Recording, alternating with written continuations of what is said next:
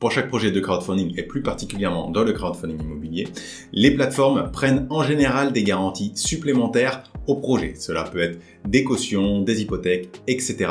Et c'est justement le sujet de cette vidéo. Nous allons vous définir toutes ces garanties et voir un petit peu quelles sont leurs forces et leurs faiblesses. Bonjour et bienvenue sur la chaîne de l'investissement. Avant de commencer cette vidéo, je vous rappelle que vous pouvez mettre un like sur cette dernière ou que vous pouvez vous abonner à Investissement Facile pour me soutenir dans ma démarche de vulgarisation de l'investissement. Aujourd'hui, je vais tenter de vous expliquer tout ce jargon technique qu'il y a autour des garanties, puisque finalement, vous verrez, c'est relativement simple à comprendre une fois qu'on a les éléments de langage. Et donc, je vais utiliser des mots très simples pour essayer de vous expliquer ce que sont les différentes garanties que l'on vous propose sur des projets de crowdfunding. Ainsi, pour chacune des garanties, j'essaierai de vous en donner une définition, de voir quels sont ses points forts, mais aussi les limites que l'on peut trouver à ces garanties. Par contre, l'objectif de la vidéo n'est pas de vous donner un classement de ces garanties.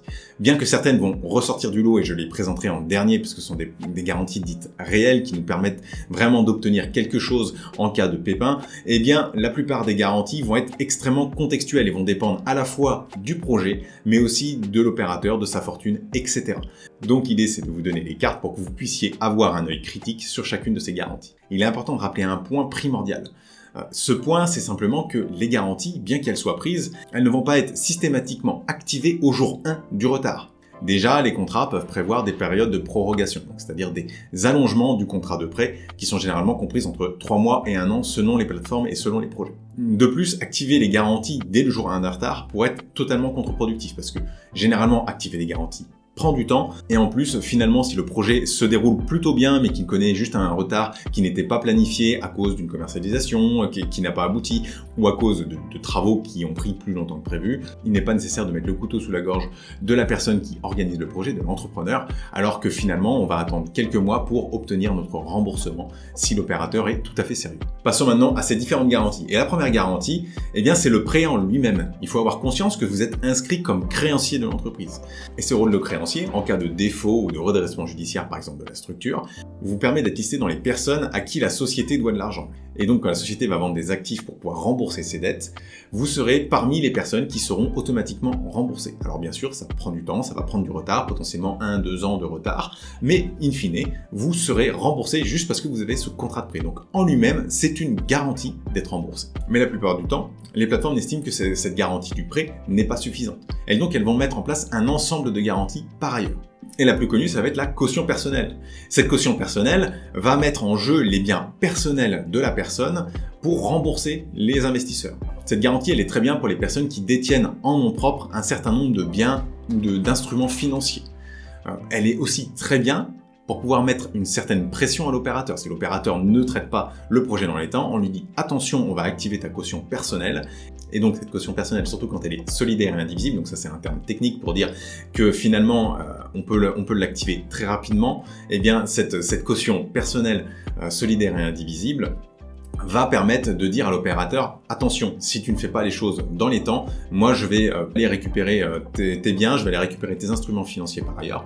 Donc s'il te plaît, fais le nécessaire pour me rembourser et agis avant qu'il soit trop tard. » Les principales limites, ça va être que premièrement, si l'entrepreneur est un petit malin, il va peut-être pouvoir essayer de mettre tous ses biens au nom d'autres personnes. Et donc par exemple au nom de sa femme, au nom de ses enfants, ce qui fait qu'en son nom propre, vous allez récupérer une misère. Le second point limitant, ça va être que pour les jeunes entrepreneurs, eh bien finalement on va se retrouver avec des personnes qui ont très peu de patrimoine personnel ou dont le patrimoine personnel est composé en majorité des actions de leur propre société. Et donc à ce moment-là, si la société est dans les difficultés parce qu'elle n'arrive pas à finir un projet de crowdfunding immobilier, sa valeur est à remettre en cause et elle peut être assez faible.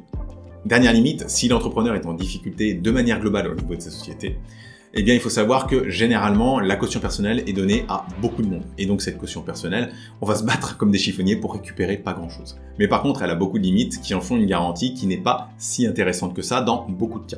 Une autre garantie qu'on voit souvent, notamment sur Club Funding, c'est le nantissement de compte courant, le nantissement d'apport en compte courant, le nantissement d'actions, etc. Donc le nantissement, ça veut juste dire qu'on a une option pour pouvoir récupérer ce qui est mis en nantissement si ça se passe mal. Encore une fois, si on est sur un acteur en bonne santé et que c'est juste le projet qui va mal, eh bien on va pouvoir récupérer la possession et revendre. Si c'est du compte courant, souvent il va y avoir de la trésorerie disponible et donc on va pouvoir récupérer cette trésorerie dans la société pour pouvoir se rembourser. Par contre, je vois deux grandes limites au nantisme. Première chose, on ne connaît pas toujours la valeur de ce qui est nanti. En tout cas, c'est pas précisé suffisamment par les plateformes. Donc ça, c'est un point faible parce qu'on ne sait pas ce qu'on va pouvoir récupérer au travers de cette garantie. On va passer sur une toute autre garantie. Ça va être la délégation de paiement de la garantie financière d'achèvement. Donc là, ça concerne uniquement des biens qui sont vendus en neuf ou rénovés comme neuf. C'est sur des cas précis, donc des projets de promotion ou des projets de rénovation très particuliers. Donc c'est très ciblé, mais j'aimerais en parler quand même, puisque cette garantie elle est intéressante notamment sur des projets qui ont des pré-commercialisations avancées sur cette typologie de projet. Dans le cadre de ce type de projet en neuf, on a ce qu'on appelle une GFA, une garantie financière d'achèvement, qui est portée par un assureur qui va dire grosso modo « je me porte garant que le projet va aller au bout ». Ça permet aux personnes qui achètent en VFA d'être certains de retrouver leur projet à la fin. Autre point important, lorsque l'on est sur du neuf ou sur ce type d'opération, finalement on va avoir un échéancier, c'est-à-dire que votre banque, à chaque étape du chantier, va verser une partie de l'argent à l'opérateur. Ce ne sera pas justement à l'opérateur directement, mais souvent à cette GFA, parce que c'est elle qui se porte garant. Et donc, cette délégation de paiement, finalement, ça revient à avoir un accord avec la GFA qui va directement nous payer une partie de tous les montants qui va lui revenir. Ça permet de se sécuriser le remboursement dès lors que l'on a des biens vendus.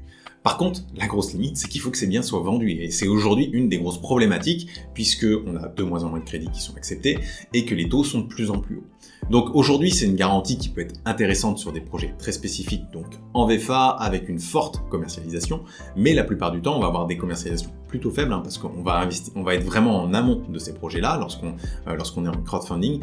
Donc cette garantie est faible si le projet n'est pas bien commercialisé. Une garantie qui est assez proche de celle qu'on vient d'évoquer, c'est l'ordre irrévocable de remboursement notarié ou de paiement notarié. Peu importe, les deux noms se trouvent dans les documents de présentation du projet.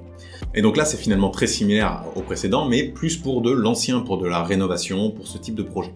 Puisque c'est le notaire qui va s'engager au travers d'un papier signé de nous dire, vous, à chaque vente, vous allez récupérer X% de la vente du bien. Donc finalement, c'est très similaire à la garantie précédente. Ça va être très efficace pour les projets qui sont bien commercialisés, mais ça va être assez peu efficace pour les projets qui ont des problèmes de commercialisation. Ces deux garanties restent intéressantes tout de même, puisque sans ordre irrévocable ou sans délégation de paiement, eh bien on peut se retrouver avec le fait que l'opérateur va récupérer l'argent, mais ne va pas nous le rendre tout de suite et va l'injecter dans un autre projet. Ce qui peut vraiment mener à des grosses problématiques, puisque si l'opérateur ne rembourse pas dans les temps, on va devoir activer des garanties pour pouvoir récupérer l'argent. Et en plus, ça montre bien que la personne n'est pas de très bonne foi si elle fait ça, donc généralement ça finit plutôt en conflit. Et ce sont des garanties qui permettent de régler en amont la manière dont va être remboursé le prêt. Il faut savoir aussi que de plus en plus de plateformes ajoutent directement ces conditions dans l'offre de prêt. Ce qui fait que si l'opérateur ne rembourse pas selon les termes voulus, on peut activer les garanties. Donc par exemple, on pourrait dire, après la vente du troisième bien, on va récupérer 50% des prochaines ventes. On retrouve très souvent des garanties autonomes à la première demande. Qu'est-ce qui se cache derrière ce nom? Alors on retrouve aussi sous l'appellation GAPD. Cette GAPD, qu'est-ce que c'est? Eh bien c'est finalement l'équivalent d'une caution solidaire pour entreprise. Et donc cette caution peut être activée dès lors que l'entreprise est en retard. Donc on peut prendre une caution sur une autre entreprise de la personne afin que cette dernière rembourse pour la société qui a levé des fonds. Comme c'est similaire à une caution, on va se retrouver plus ou moins avec les mêmes points forts et mêmes points faibles. Si la personne a une autre société qui se porte bien, qui est en forme financièrement et qui génère du cash, on va pouvoir activer cette garantie pour pouvoir récupérer notre argent rapidement. Et c'est notamment intéressant parce que ça nous permet d'avoir une garantie qui est sur une autre société qui a une autre activité et donc qui n'est pas forcément dépendante de la nôtre. Ou alors sur une holding, ce qui permet d'engager un peu plus l'opérateur puisque toutes ces sociétés vont finalement payer en cas de mauvaise dette sur la société qui a emprunté. On va aussi se retrouver avec les mêmes limites parce que finalement une GAPD va être donnée à beaucoup de personnes. Donc s'il y a une multitude de projets qui sont en difficulté ou si la structure globale est en difficulté, eh bien on va avoir du mal à récupérer quelque chose avec la GAPD. Et la deuxième limite est liée à ça également. Si le groupe de sociétés est en difficulté et que vous avez une GAPD sur la holding, finalement vous allez peut-être rien récupérer puisque tout le groupe est instable et pourrait faire faillite également. Une autre garantie qui n'a rien à voir avec tout ce qu'on a vu juste avant, eh bien ça va être le compte centralisateur à double signature. Donc ça veut dire que finalement, lorsqu'on va devoir lever l'argent, l'argent va être déposé sur un compte et que la plateforme va devoir approuver les dépenses réalisées par l'opérateur. Et ça, c'est une garantie que j'aime particulièrement pour tous les projets qui ont énormément de travaux ou avec des jeunes entreprises, puisqu'on va contrôler le flux d'argent et on sait où va aller l'argent que l'on dépense, puisqu'on va avoir des factures qui vont venir justifier chacune des dépenses. De cette manière, on s'évite pas mal de mauvaises surprises, puisqu'on va éviter que l'opérateur aille utiliser l'argent pour plusieurs projets par exemple, puisque une fois qu'il a l'argent, il en fait bien ce qu'il veut normalement. Dans ce cas-là, la plateforme va avoir un œil sur toutes les dépenses, ce qui est rassurant. La principale limite de cette garantie, ça va être qu'on se concentre sur la partie réalisation de travaux, mais pas du tout sur la partie vente. Donc du coup, si le projet ne se vend pas, de toute façon, ce ne sera pas remboursé. Donc c'est une garantie qui est très partielle, qui va bien en complément d'autres garanties, mais qui seule n'a pas beaucoup de valeur. N'oubliez pas que pour me soutenir dans ma création et pour encourager ces initiatives de vulgarisation dans l'investissement, il faut mettre un like sur la vidéo et vous abonner à Investissement Facile. C'est vraiment le meilleur moyen de me soutenir. En plus des garanties précédentes que l'on a citées, il y a des garanties dites réelles qui nous permettent de récupérer directement la propriété du bien que l'on finance. Il y a différents moyens pour arriver à ces fins, que sont l'hypothèque ou la fiducie. Et on va voir que dans l'hypothèque, il y a plusieurs gradations et on va se concentrer dans un premier temps sur cet aspect. Pour rappel, l'hypothèque, c'est ce que prend souvent la banque quand vous allez financer votre résidence principale. C'est-à-dire qu'elle va dire: ok, je prends votre hypothèque, ça veut dire que si vous arrêtez de me payer, je peux saisir votre bien. C'est ça, une hypothèque, c'est le fait de donner l'autorisation à quelqu'un de saisir votre bien. Le point faible de l'hypothèque, de manière générale, et on va revenir plus spécifiquement après sur les différentes choses que l'on va aborder sur l'hypothèque, c'est que pour pouvoir saisir ce bien, il faut passer par la case justice. Et donc ça prend un certain temps à se mettre en place. Vous allez aussi entendre l'hypothèque légale spéciale de prêteur de deniers. C'est finalement la même chose qu'une hypothèque standard pour des biens anciens. Donc il n'y a pas besoin de se formaliser pour ce vocabulaire. Considérez que c'est plus ou moins la même chose. La première garantie hypothécaire que l'on voit de temps en temps, c'est la promesse d'affectation hypothécaire. Donc là, c'est un papier dans lequel l'opérateur s'engage à vous donner l'hypothèque s'il fait défaut ou après un certain nombre de mois s'il n'a toujours pas remboursé. Sur une promesse d'hypothèque, déjà c'est un engagement de la personne et il n'y a rien de ferme. Et donc l'opérateur a tout loisir de ne pas mettre en place cette hypothèque. Dans ce cas-là, vous pouvez demander des dommages et intérêts, mais vous vous retrouvez sans cette hypothèque qui vous a été promise. Donc ça, c'est une première limite assez énorme en ce qui concerne cette promesse d'hypothèque. Lorsque vous faites une promesse d'hypothèque, l'entrepreneur va vous promettre de vous classer à un certain rang. C'est-à-dire que vous allez être soit le premier créancier, soit le deuxième, soit le troisième, etc. créancier sur ce bien. Et donc, dans le cadre de cette promesse, vous n'avez aucune certitude du rang que vous aurez. Si la personne vous promet le meilleur rang, mais que finalement une autre personne a été inscrite avant vous, vous vous retrouvez au rang d'après. Ce qui peut être problématique. Puisque comment ça fonctionne ce système de rang? Lorsque l'on va faire saisir le bien, ce bien va être revendu, et ensuite ça va être d'abord le rang 1 qui va être remboursé. S'il reste de l'argent, ça va être le rang 2, puis ensuite ça va être le rang 3. Prenons l'exemple d'un bien saisi sur lequel il y a 1 million de dettes. La banque va avoir par exemple 700 000 et va avoir le rang 1. Donc ça va être la première à être remboursée en cas de défaut et de saisie du bien. Les 300 000 € qui suivent, donc en rang 2. Ce qui fait que si le bien saisi est revendu à 1 million, la banque va récupérer 700 000, nous 300 000, il n'y a pas de souci. Si le bien est vendu à 800 000, la banque va récupérer 700 000 et nous on va récupérer que les 100 000 qui restent, puisque le bien a été vendu 800 000. Ce qui fait que dans ce cas-là, on perd de l'argent. C'est pour ça qu'il est important d'avoir le meilleur rang possible, puisque plus le rang est faible, plus vous êtes prioritaire dans la dette, et donc plus vous aurez de chances de retrouver une somme importante en cas de défaut important de l'opérateur. La deuxième garantie autour de l'hypothèque, ça va être l'hypothèque non inscrite. Et donc là, on va avoir une hypothèque sur le bien, c'est-à-dire que le notaire va nous faire un papier comme quoi on est hypothécaire, mais on ne va pas être inscrit sur le registre hypothécaire. Ce qui fait que nous ne connaissons pas notre rang réel. Au moment de l'inscription de l'hypothèque, on peut être au rang 1, mais une personne peut venir s'inscrire avant que nous on soit inscrits, et du coup, on se retrouverait au rang 2. Donc ça, c'est vraiment la principale limite de l'hypothèque non inscrite. Et pourquoi ils font ça? C'est simplement parce que c'est une question de coût. L'inscription de l'hypothèque a un coût, comme la création de l'hypothèque. C'est pour ça que parfois, il y a une promesse qui est faite, il n'y a pas de coût à faire une promesse, c'est un papier signé. Il y a ensuite l'hypothèque qui a un premier coût, mais qui est moindre que l'hypothèque inscrite. Et donc on arrive maintenant à l'hypothèque inscrite. Donc on a vu ce que c'était une hypothèque, on a vu ces histoires de rang, et donc quand vous disposez d'une hypothèque inscrite, vous savez à quel rang vous êtes. Une fois que vous avez une hypothèque de rang 2, vous ne pouvez pas passer au rang 3. Le point fort est toujours le même que le précédent, ça va être qu'on va pouvoir saisir le bien s'il y a un problème, si l'opérateur n'arrive pas à rembourser selon les termes qui ont été définis. Par contre, il faut avoir conscience que sur l'hypothèque, c'est une saisie, ça va prendre du temps, ça passe par la justice, et en plus, le plus souvent, cette hypothèque va mener à une vente aux enchères, et les ventes aux enchères, il y a souvent une décote des biens de 20 à 30%, parfois beaucoup plus, parfois moins, donc il est difficile de se projeter sur le prix de vente. Et d'ailleurs, quand vous analysez une hypothèque, un critère extrêmement important à regarder, ça va être la loan to value. Donc ça va être le montant emprunté par rapport à la valeur du bien en hypothèque. Parce que si vous avez un montant emprunté 3 fois supérieur à la valeur du bien en hypothèque, vous savez que vous allez récupérer grosso modo un tiers, et encore, s'il n'y a pas de personne au rang 1, mais si vous êtes au rang 1, vous allez récupérer un tiers de la valeur du bien Par contre, si vous avez une hypothèque de rang 1 et que vous avez emprunté 800 000 euros pour un bien qui vaut 1 million d'euros,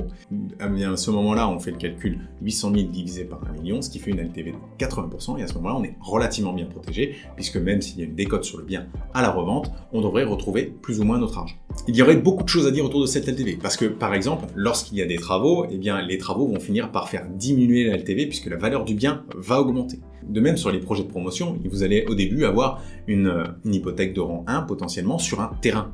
Sauf que sur ce terrain vierge, effectivement, sa valeur n'est pas très importante. Par contre, une fois qu'il va commencer à y avoir des constructions dessus, sa valeur va exploser.